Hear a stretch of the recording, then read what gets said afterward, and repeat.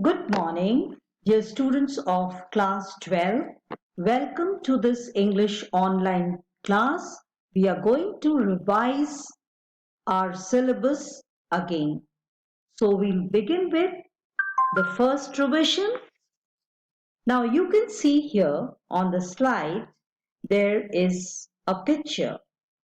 And this picture is a beautiful picture of sheep and nature. Now, if you look at the second picture, you see here again a beautiful scenery. Now, it's very clear now that we are going to revise the poem A Thing of Beauty by John Keats.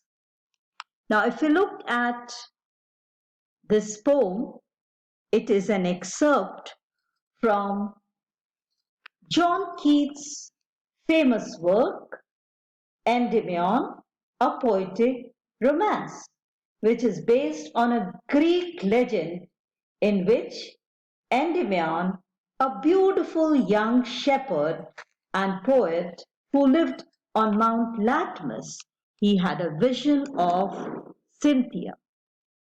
Now, you can see Cynthia, the moon goddess.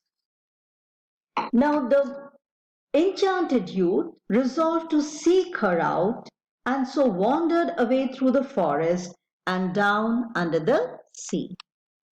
Now, this is the great poet, British romantic poet John Keats, who has written this beautiful poem, A Thing of Beauty.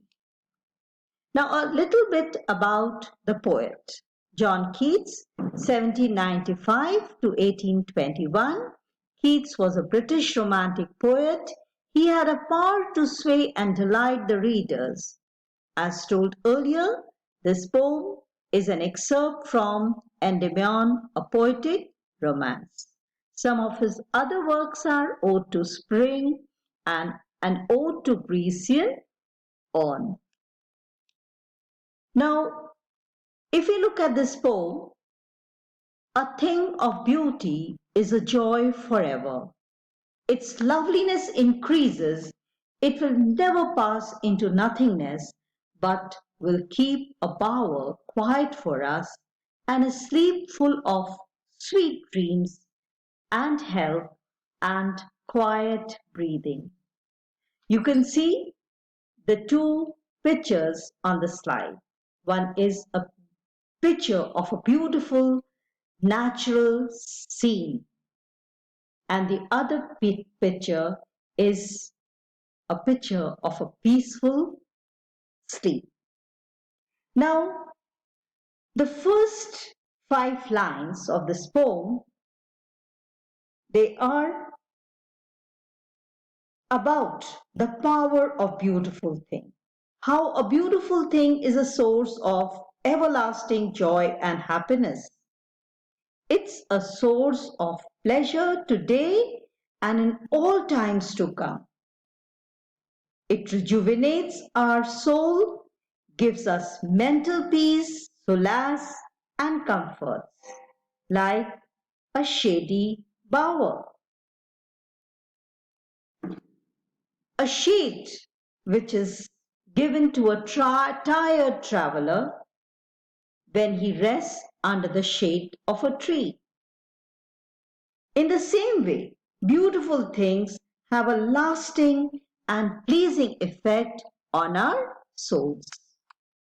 Now you can see this man resting under the shade of a tree, how he's getting physical, mental solace as well as spiritual comfort. A tired traveler taking rest under the shade of a tree. Such is the impact of a beautiful thing on a person. Therefore, on every morrow are we wreathing a flowery band to bind us to the earth, spite of despondence, of the inhuman dearth of noble natures of the gloomy days, of all the unhealthy and overdarkened ways made for our searching, yes, in spite of all. The poet says that in spite of all worries, hardships, sorrows, dark days, every morning we prepare a garland of fresh flowers. That is, nature teaches us to be happy, hopeful, joyful. You can see the wreath of flowers on the slide. It is beautiful things that bind man to the earth, to this world. It gives us a message to live in harmony. Today, man is losing hope. Why? Because of the inhuman dearth, shortage of good souls.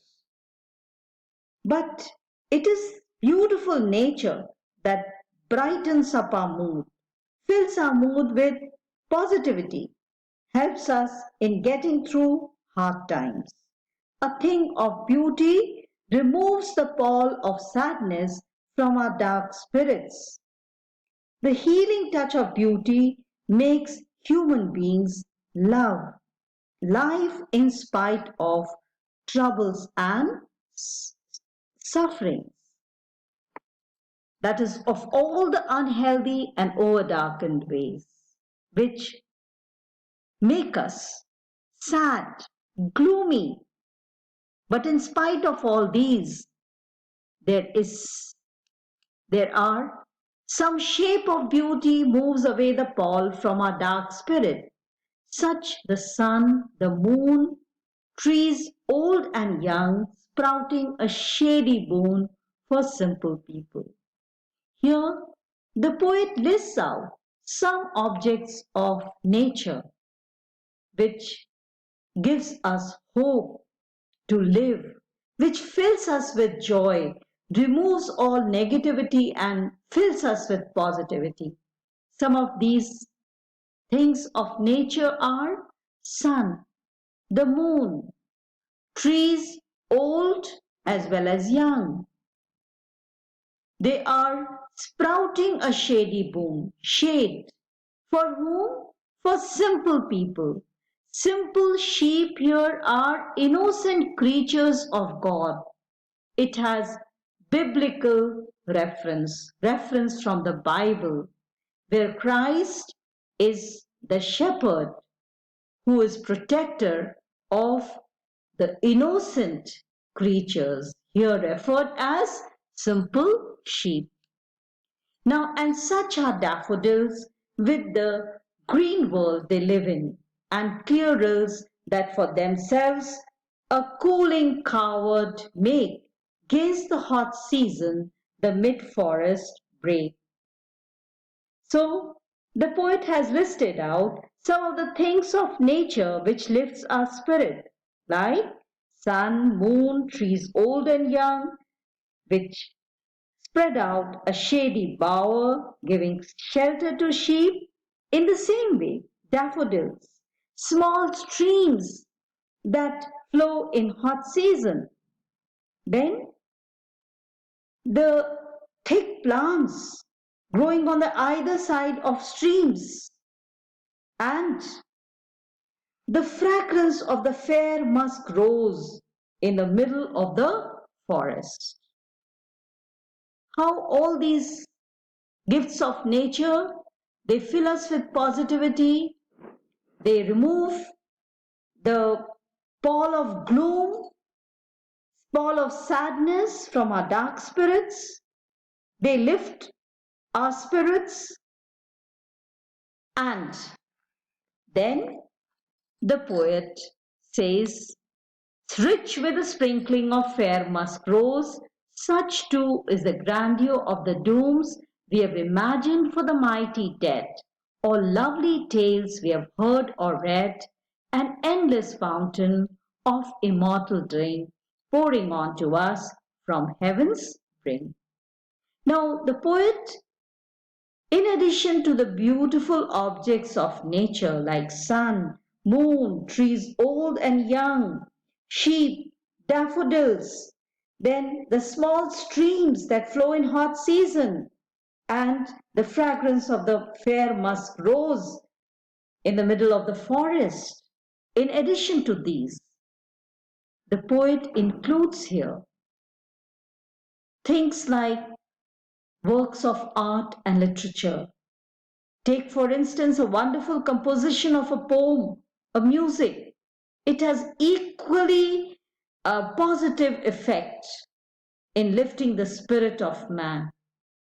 Then the tales about the magnificence of the tragic fall of the mighty heroes in history.